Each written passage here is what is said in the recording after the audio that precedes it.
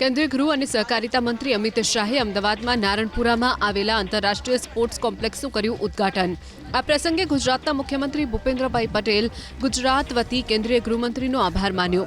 સાથે જ જણાવ્યું કે કોમનવેલ્થ 2023માં અમદાવાદમાં રમાશે। એટલું જ નહીં, ઓલિમ્પિક માટે પ્રયાસ થઈ રહ્યા હોવાનું પણ કહ્યું।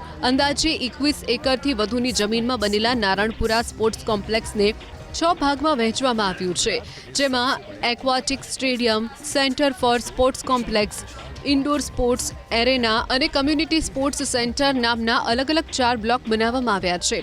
તેમાં આંતરરાષ્ટ્રીય કક્ષાનો diving pool, swimming pool, basketball, volleyball court, badminton court, wrestling court, tennis, table tennis, judo, karate, kabaddi, carrom, chess, snooker સહિતની વિવિધ પ્રકારની આંતરરાષ્ટ્રીય રમતો રમી શકાય એવી તમામ વ્યવસ્થા કરવામાં આવી છે।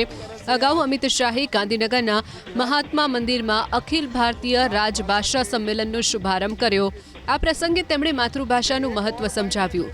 બાદમાં અમદાવાદના સરદાર પટેલ રિંગ રોડ પર વૈષ્ણોદેવી સર્કલ પાસે આવેલા સરદાર ધામ કન્યા છાત્રાલય ખાતેના કાર્યક્રમમાં પણ હાજરી આપી હતી।